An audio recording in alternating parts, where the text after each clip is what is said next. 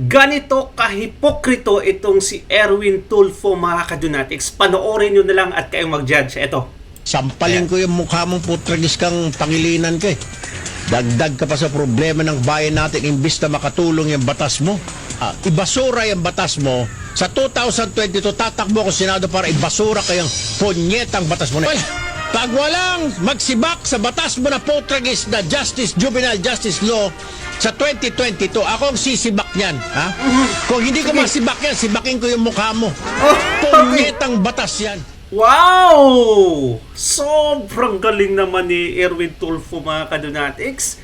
Ngayon, dahil sumabog tong balita, mga kadunatics, about sa juvenile law ni Kiko Pangilinan dahil sa insidente sa Tacloban City. Ano yung pahayag ni Tulfo?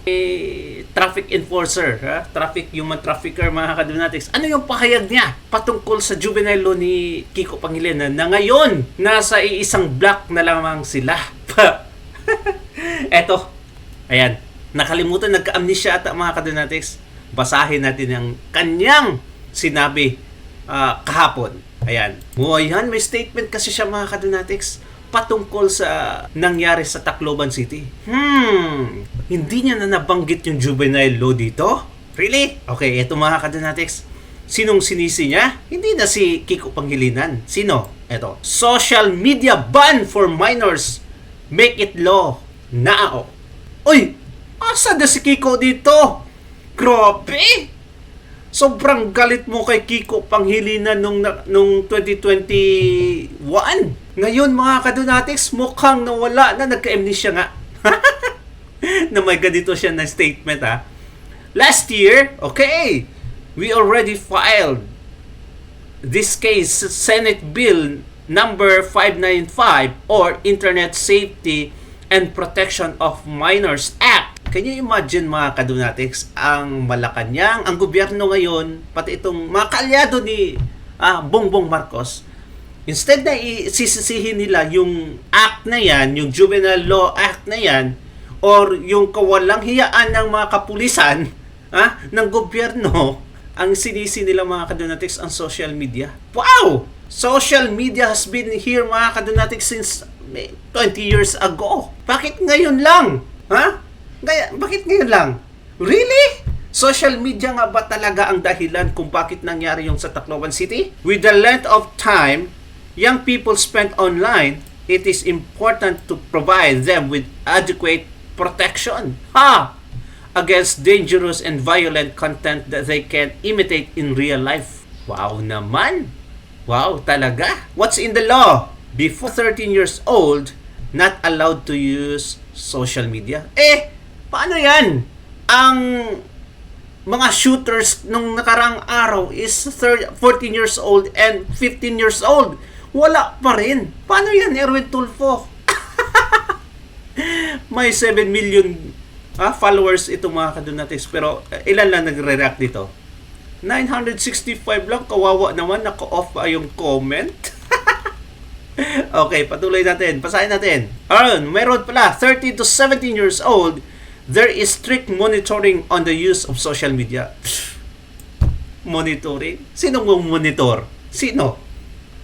Kayo? Useless tong batas na to, mga kadunatics. Hindi niya na naipasama dito, mga kadunatics, yung batas na kung saan, mga kadunatics, na talagang parang sumabog siya sa galit. Bakit? Dahil kasamahan niya na si Kiko Pangilinan. Strict verification on social media platforms for 13 to 17 years old. Sinong magmumonitor? Erwin Tulfo? Ikaw? Si Bangag Jr.? Sino? Nako! Wag kami. Useless tong act na to, mga kadunatics, ha? Tapos ano pa? All existing social media accounts of minors, okay, will be removed. Paano mo malalaman na minor sila? Magsa-sign in at magsa-sign in pa rin yan sila. But this time, kung ma-remove man yung account nila, magsisinungaling na yan. Of course, mga kadunatics, kung minor ako, hindi ko sasabihin yung totoong edad ko. I would lie to use the social media, mga kadunatics. It's not just a matter of technology, but the safety and future of our children. It's time to make sure the digital space is safe for the youth. Pastilan. Saan na yung juvenile law ni Kiko Pangilinan kung saan galit na galit ka? Sana, balikan natin. Baka nakalimutan niya mga kadonatics, baka makita niya to. Sampalin ko yung mukha mong putragis kang pangilinan ka eh. Okay. Dagdag ka pa sa problema ng bayan natin imbis na makatulong yung batas mo. Ibasura yung batas mo. Sa 2022, tatakbo ko Senado para ibasura kayang punyetang batas mo na. Pag walang magsibak sa batas mo na putragis na juvenile justice law sa 2022, ako ang sisibak niyan. Kung hindi ko masibak yan, sibakin ko yung mukha mo. Punyetang batas yan. Ano na ngayon? Okay, mga kadonatics, share lang to. Okay? Para makita ni Erwin Tulfo, baka ma-remind siya mga kadonatics na, uy, may sinabi pala akong ganito. Galit pala ako kay Kiko Pangilinan. Saan na ngayon? Sobrang hipokrito ko pala.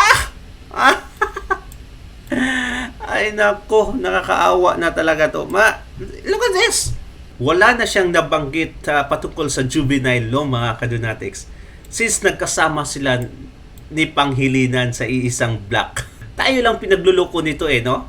Because that time, ganito siya magsalita na parang may concern talaga siya sa mga nangyayari sa Pilipinas. Dahil, mga kadonatics, tatakbo siya bilang pagkasenador. Nambubudol nga. Budol ng isang Tulfo. Anong nangyari, mga kadonatics? Napag-alaman natin, human trafficker pala tong kumag na to, may maleta pa. Kaya nga, galit ang isang Tulfo sa kanila Si Ben Tulfo. Ewan ko kung totoong galit talaga yun. Kasi sa bagong interview niya, mga kadonatics, or, baka typical Tulfo lang na pagalit-galitan, mga kadonatics. Galit daw ko, sa social media. Pag ando na sa pesto, nawawala na yung mga galit nila. Kasi, nasilaw nga sa pera. Anyway, ito mga kadonatics, may babala si Senator Alan Peter Cayetano sa, nagsampa ng kaso sa kanya. Can you imagine? Sinampahan siya ng kaso ngayon. Talaga lahat sila sa minority block, sa kanyang block, mga kadonatics, ay may kaso. Except kay Amy Marcos. Eto, panoorin natin. 'Di ba, yung grupo nila Kiko D nag-file sa ombudsman, so na-receive namin today. Kausapin ko pa lawyers ko, pero alam ko na, sinabi ko na sagot ko diyan.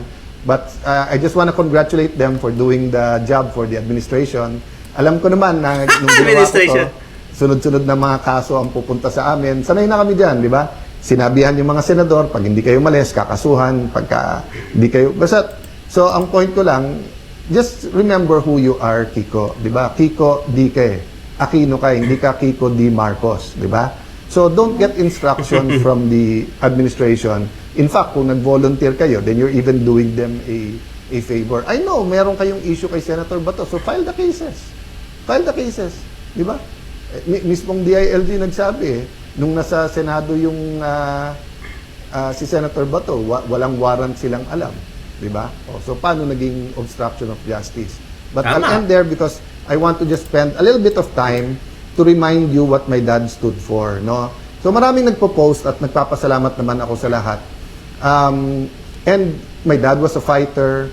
He believed in education. Madalas niya sabihin sa amin na, Alan, Renren, Lino, Pia, I can leave you, sa house, sa money, pero mauubos yan. Pero the education, pag sineryoso nyo, walang makakaagaw sa inyo yan. Then, my mom's a teacher. My dad was a disciplinarian. So there's so many things I can tell you about my dad, and salamat sa mga nakaalala sa kanya. But the most important thing is, nung nagkasakit siya, he had an encounter, no? And he saw a light. Ang tawag nung iba doon, Damascus experience.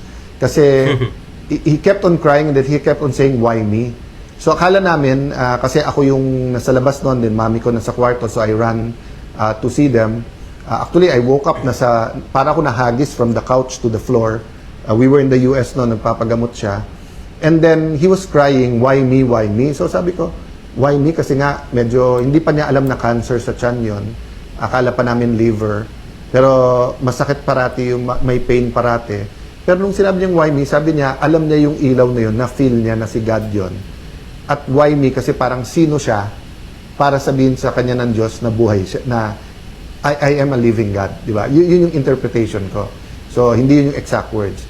So, after that, alam nyo, may message on that. Ang message niya, number 1, make God number 1 in your life. And number 2, spend a little bit of time every day with God. So, sa dami ng pwede ko sabihin about my dad, I know if he was here, ang dami niyang gustong sabihin, pero ang ulit-ulitin niya yon na mga kababayan, mga kapatid, make God number 1 in our life. And then number 2, always spend time with God. So I have a week naman at hindi rin ako nakapag-post nung Father's Day. Medyo parang 10 years ako hindi migraine, but nagkamali ako. I drank grapefruit, citrus yon, so nag-migraine ako nung Sunday. But I can spend naman the next few days telling you also something about Father's Day, about my dad. But what I want to say about Father's Day and about my dad is that hindi tayo pwedeng fatherless. And in attending nga the Go Convention ng Victory Church, yung unang speaker doon, hindi ako naka-attend pero pinaalala sa akin ng isang very close sa akin, Bishop June. I have the transcript. Meron siyang article, Fatherless No More. I hope many people can read that. I'll see if it's available, no. But basically, sinasabi niya yung tao na feeling niya fatherless siya. And there's so many of that experience kasi madaming single parents na. But iba pa daw pagka-community, pagbansa, ang nakapag-feel na fatherless. But we don't have to feel fatherless because we do have God the Father. And regardless of our belief, maraming nagdadasal Diyos Ama, di ba? So, now there are people kasi who have bad experience sa tatay. Whether in-abandon, whether abusive, di ba? Kaya, pag sinabi yung a father's love, doble yung pag-ulila nila, yung pangungulila, di ba? Double Kasi yung hindi ka naka-experience, tapos nakikita mo sa iba, na-experience sila isang father, nangungulila ka. Pero kung na-experience mo, tapos bad ang experience mo, hindi mo maiintindihan the Father's love. So yun ang aking prayer this week na, di lang naman dapat one day ang Father's Day. Gawin na natin Father's Day, Father's Week, di ba? Na ma-experience natin ang pagmamahal ng isang tatay. So yan din ang reminder ko, maging lalaki o babae, ang barangay captain, ang principal sa school, ang director sa gobyerno, ang mayors, governors, sa ating mahal na Pangulo, di ba? Let's not let people feel that they're fatherless.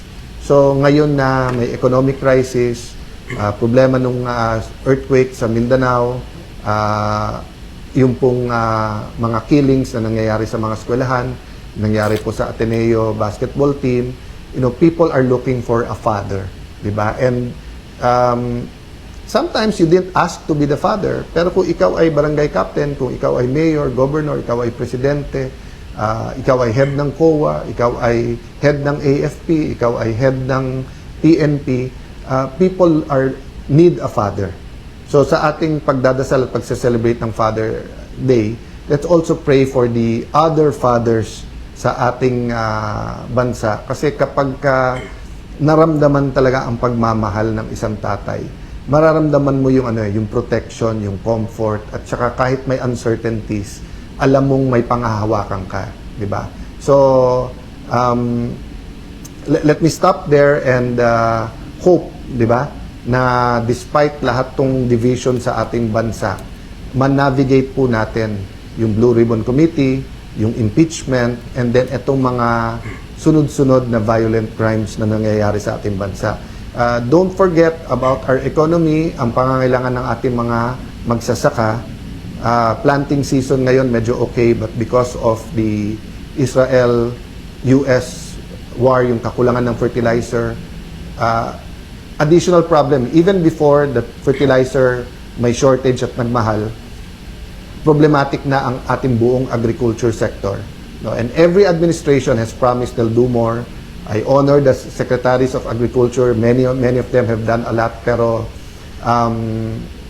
napakarami pang pangangailangan ng ating bansa. And I fear that storm season is coming. Kita nyo po, konting ulan, baha, kaliwat kanan, di ba? I mean, again, kung anong itatanim yan, ang aanihin. Nung pumutok yung flood control scam, yun na ang nabanggit na natin po yan, di ba? Na pagka hindi mo tinuloy yung ibang flood control projects, yung linis-linis lang, tapos massive urbanization, tuloy-tuloy yung pollution, climate change. So, yung dadating na baha, dadating na super El Nino, dadating na economic, sunod-sunod na problema. So, let's pray, no? For father of a nation, father ng schools, father ng mga bawat bayan at syudad, di ba? So, kailangan po natin yan. So, thank you for the time you spend with me dito. And thank you sa mga kapatid natin sa media. God bless you po. Well, that was a nice message mga Kadunatics. Sobrang ganda talaga. Patungkol naman sa mga fathers mga Kadunatics, 3 years ago, pumanaw din yung tatay ko pero hindi ako nakadalo sa libing niya mga Kadunatics. Totally, I was not there. I was in Thailand and I cannot go home mga Kadunatics dahil sa visa issue. So ayun, hindi nakadalo but I am still hopeful na at least man lang mabisita ko yung puntod niya by this year or I don't know kung year. But it's been 3 years, 4 years mga Kadunatics. Oh no, nakalimutan ko na. Anyway, happy Father's Day sa lahat pala. Ha? Kasi hindi tayo nakapag-celebrate ng Father's Day. Keep fighting for the family. At sa mga viewers natin, na tatay, mabuhay kayong lahat. Ha? Have a good health always. Praise God every day kasi binigyan tayo ng another opportunity, another life, another day to correct our mistake from the past. Thank you so much and God bless you mga Kadunatics. Like and subscribe. Bye-bye.